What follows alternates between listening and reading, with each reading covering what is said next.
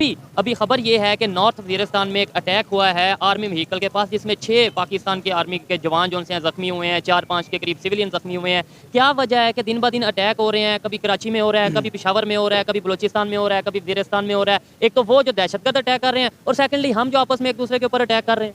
अच्छा, इसके अंदर ना पहले तो मैं ये कहूँगा कि हमारे जो बहादुर जो शहीद हुए हैं मुल्क के ऊपर, उन्होंने जान शावर किया।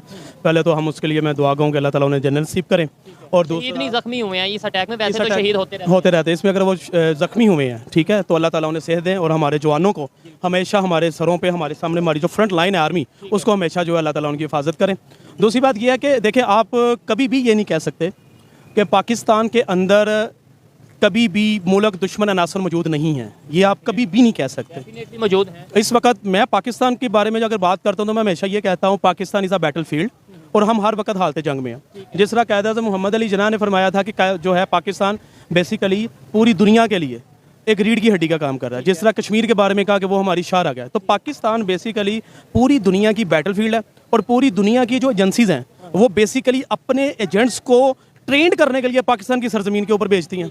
पाकिस्तान आपने बोला बैटल फील्ड है, इसे ये बनाया किसने, और पूरी दुनिया की एजेंसीज पाकिस्तान में क्यों भेजती हैं? मतलब कोई पाकिस्तान में लॉ ऑर्डर नहीं है, पाकिस्तान में सिक्योरिटी के ऊपर कोई काम नहीं किया जा रहा कि जिसका दिल कर रहा है एजेंसीज यहाँ पे ट्रेनिंग के लिए भेजनी है, तो फिर एक समझ लें कि ट्रेनिंग कैंप हो गया, कोई कंट्री तो ना हुआ। नहीं, मैं इसके ऊपर जो है वाज़ेह तौर पर एक बात कहूँ, वो बात ये कहूँगा कि पाकिस्तान का जो जोग्राफिया है, बेसिकली 4 मौसम है, चारों ज़मीनें मौजूद हैं, पानी मौजूद है, और ये शॉर्टेस्ट वे जो हॉट वाटर जो हैं उनका शॉर्टेस्ट वे है। पूरी दुनिया का शॉर्टेस्ट वे जो है ये है। अब कल भूषण यादव है, उसको पकड़ने के लिए 15 से 20 साल 30 साल लगाए, तो ये किसने लगाया? किसी पॉलिटिशियन ने लगाया? भूषण यादव को पकड़ने के लिए 15 से 20 साल लगे। 20 साल लगे हैं। और आपको पिछले दिनों मुझे वो सोशल मीडिया के ऊपर मुझे जो है बहुत दुख हुआ कि हमारे ही पाकिस्तानी किसी भी फ़कीर को ISPR और वो जो है ISI का जो है मारखोर बता रहे हैं। और मुझे इतना दुख हुआ कि हमारी ISI का मारखोर का निशान किसी की गाड़ी के पीछे लगा हुआ है, किसी की मोटरसाइकिल के पीछे लगा हुआ है, किसी को हर कोई ISI का जो एजेंट है।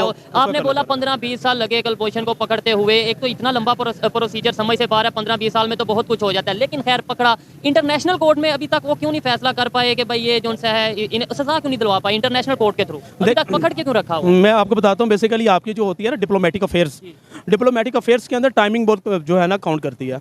उसके अलावा आपकी जो इंटरनेशनल कोर्ट ऑफ जस्टिस है, उसके अंदर भी आप मुझे बताएं कौन से ऐसे पर्सन्स बैठे हुए हैं जो हमारे लिए एक नरम गोशा रखते हैं। अच्छा, आपको क्या लगता है कि इंटरनेशनल लेवल पे, इवन अगर यूनाइटेड नेशंस की बात करें, आज की खबर है उन्होंने हमारे फेवर में थोड़ी सी कश्मीर के हवाले से एक इंटरव्यू दिया है यूनाइटेड नेशन के जो मेंबर हैं, रिपोर्टर हैं उन्होंने, और इंडिया के अगेंस्ट दिया G20 को लेके। तो फिर भी हम ये कहें कि यूनाइटेड नेशन कह लें या इंटरनेशनल पावर कह लें, वो हमारे साथ नहीं है। कौन सी ऐसी पावर है जो आपको लगता है कि इंडिया के साथ है, हमारे साथ नहीं? रशिया के अलावा चाइना हमारे साथ, US कश्मीर के मामले में हमारे हवाले से काफ़ी स्टेटमेंट देते रहता है। जो आप बातें कर रहे हैं, एक बात होती है कहना ओरल, और एक बात होती है रिटर्न, और एक बात होती है कि आपने एक्ट करके दिखाया। जब आप पाकिस्तान की जितनी भी चीज़ें देखते हैं, उसके अंदर सबसे बड़े दुश्मन जो हैं वो इस वक्त हम खुद मौजूद बैठे हुए हैं। हम खुद मौजूद हैं। अच्छा, मुझे एक बात बताएं, पाकिस्तान का मतलब क्या? ला इलाहा इल्लल्लाह, हमें ये बताया जाता है शुरू से। मतलब के बिलीव तो ये है ना, ला इलाहा इल्लल्लाह मोहम्मद रसूलुल्लाह। मेरा भी बिलीव है, हम सबका बिलीव है।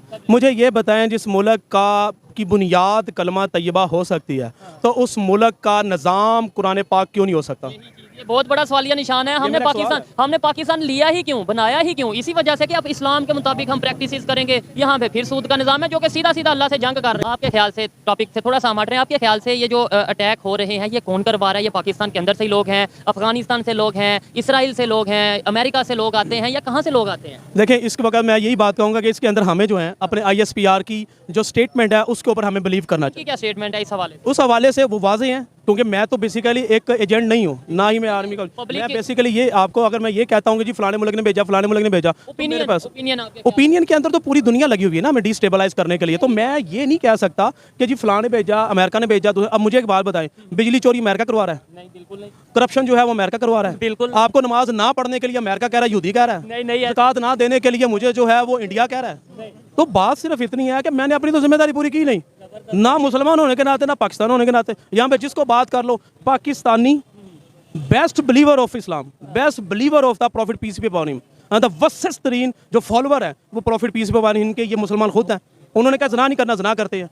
उन्होंने कहा शराब नहीं पीनी, आप शराब पीते हो। आपने किस तरह हुज़ूर पाक सल्लल्लाहु अलैहि वसल्लम को हम करते हैं, तो आपने किया ना। बड़ी हैरत वाली बात यह है कि पूरी दुनिया में ये मजहब के ठेकेदार भी हम ही बनते हैं, यानी कि हमारे मुताबिक सारा पूरी दुनिया में जो मैं आपको एक बात बताता हूँ, ये जो ठेकेदार वाला वर्ड है ना, ये बेसिकली डिस्क्रिमिनेशन है। मिस रिप्रेजेंटेशन है, मिस अप्रोप्रिएट वर्ड है इस्लाम के लिए। अगर आप कभी हिस्ट्री उठा के देखें तो आप यूरोप की हिस्ट्री के 1000 साल का तो उनका डार्क ईरा है, जिसके अंदर मजहब के अंदर पादरियों ने आपको नहाने तक को गुनाह का करार दिया हुआ था। आपको पता है इस चीज का? ठीक हो गया। तो आप ये हर मजहब के अंदर इस तरह है। नहीं, मैंने इस सेंस में बोला है कि आपने बोला करप्शन हम करते हैं, शराब हम पीते हैं, हर वो काम जो इस्लाम में मना किया गया है वो हम करते हैं। मैंने उस सेंस में बोला ये सब हम करते हैं, लेकिन पूरी दुनिया में अगर कहीं पे इस्लाम के हवाले से कोई बात होती है तो हम सबसे पहले खड़े हो जाते हैं। हम कहते हैं कश्मीर के हम साथ हैं, हम फलस्तीन के हम साथ हैं, बर्मा के हम साथ हैं। पाकिस्तान के साथ कौन है? मेरा सवाल ये है। मैं ये कहना चाह रहा हूँ, मैं ये नहीं कह रहा कि आप खड़े हो या ना खड़े हो। आप पाकिस्तान के साथ की बात करते हैं, यहाँ पे पिछले दिनों मुदाखलत हुई जो कि इमरान खान का सुप्रीम कोर्ट में मामला हुआ और उन्हें बाहर निकाला गया।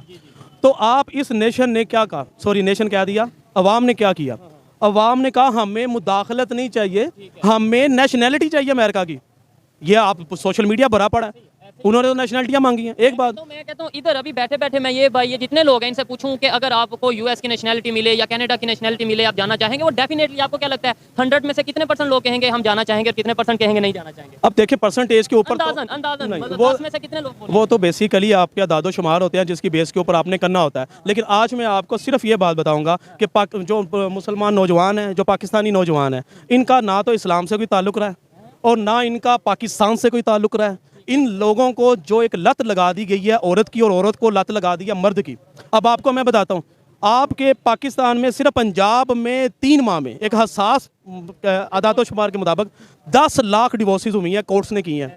तो जिस मुल्क जिस सूबे ज़िना के केसेस जो हैं वो बहुत, वो इसके अलावा बहुत रेप केसेस जो हैं वो बहुत ज़्यादा हैं। जनाब देखें हमने करना क्या है। मुझे मुशर्रफ साहब की ये बात बहुत अच्छी लगी है, उन्होंने कहा आज तक हम ये डिसाइड ही नहीं कर सके कि इधर हमने किस तरफ जाना है। अगर आप कॉन्स्टिट्यूशन की तरफ फॉलो करने की तरफ जाते हैं तो आपका शरिया लॉ वायलेट हो जाता है, शरिया लॉ की तरफ जाते हैं तो आपका जो कॉन्स्टिट्यूशन वायलेट हो जाता है। तो आज तक तो 73-74 सालों में हमने आज तक एक रास्ता मुतय्यन ही नहीं किया। मतलब हम खुद कंफ्यूज हैं, कहीं ना कहीं पे कंफ्यूज हैं। हम एक कंफ्यूज नेशन है और इल्ज़ाम हमेशा हम बैरून मतलब लगा देते हैं, कभी यूएस पे, कभी इसराइल पे, कभी किसी चीज़ पे लगा देते हैं। देखिए कंफ्यूज आप क्या के ना, कंफ्यूज क्या कि आप बेसिकली वो उन्हें पैसेज दे रहे हैं आसान। ये बेवकूफ़ तरीन लोग हैं। क्या कुरान पाक की खुली हदायत नहीं है? कुरान पाक को आपने क्या इज्जत दी है मुझे खुद बता दे। सिर्फ आपने उससे अपने मुर्दे बख्शवाने के लिए, कब्रों पे जाके उसके ऊपर जो है फातिहा ख्वानी करने के लिए आपने रखा है। इसके अगेंस्ट इल्ज़ाम लगाने के लिए, मतलब तौहीन मज़हब का। नहीं देखें मैं आपको एक बात बताता हूँ। कुरान पाक को खुद इट्सेल्फ मुसलमानों ने अपनी ज़िंदगियों पे कब राइज किया?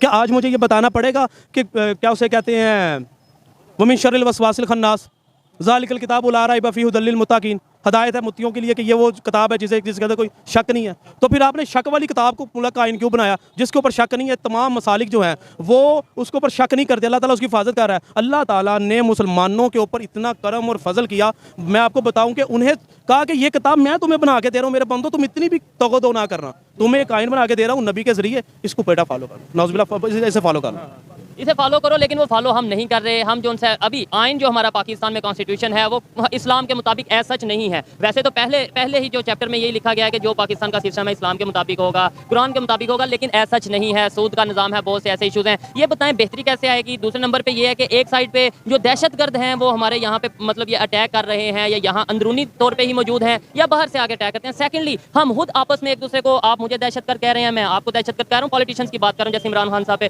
क्या ये ऐसे ही चलता रहेगा और ऐसे ज़्यादा टाइम तक चल पाएगा? पाकिस्तान ज़्यादा टाइम तक चल पाएगा आपको लगता है? देखिए आपको मैं साफ और सीधी बात बताऊं, जब तक आप हजूर पाक सल्लल्लाहु अलैहि वसल्लम के साथ नहीं जुड़ेंगे उस वक़्त तक बेहतरी नहीं आनी। जब तक मुसलमान कुरान के मुताबिक ज़िंदगी नहीं गुजारेगा बेहतरी नहीं आनी। जब तक पाकिस्तान के अंदर मौजूद सिख बाबा गुरु नानक की कई हुई तालीमात के मुताबिक ज़िंदगी नहीं गुजारेंगे पाकिस्तान तरक्की नहीं करेगा। जब तक यहाँ पे मौजूद ईसा अलैहिस्सलाम को मानने वाले ईसाई हमारे अपनी बाइबल के ऊपर अमल नहीं करेंगे पाकिस्तान तरक्की नहीं करेगा। जो सिंध के हिंदू हैं, हिंदू जब तक अपनी गीता माँ की तालीमात के ऊपर अमल नहीं करेंगे पाकिस्तान तरक्की नहीं करेगा। बड़ी बात है। मैं इस बात से 100% एग्री करता हूँ। मतलब हर एक को आज़ादी होनी चाहिए और हर एक को अपने आज़ादी है। अच्छा भाई मेरे पूरी दुनिया में सबसे ज़्यादा रिलीजन के ऊपर जो आज़ादी है वो पाकिस्तान में है। आप जब मर्जी मुंह उठा के कादियानी बन जाते हैं। कभी किसी ने पूछा आपको? कभी कोई अथॉरिटी बनी है इसके ऊपर? आपका भाई पैसों के लिए कादियानी बन जाता है, अहमदी बन जाता है, तो इससे बड़ी आज़ादी क्या होगी? ब्लास्फेमी के चार्जेस पे उड़ा दिया जाता है, कभी पेशावर में, कभी कहीं पे। देखिए blasphemy is another issue. Blasphemy के अंदर चले मुझे एक बात बताएं, ब्लास्फेमी जो है वो क्या है?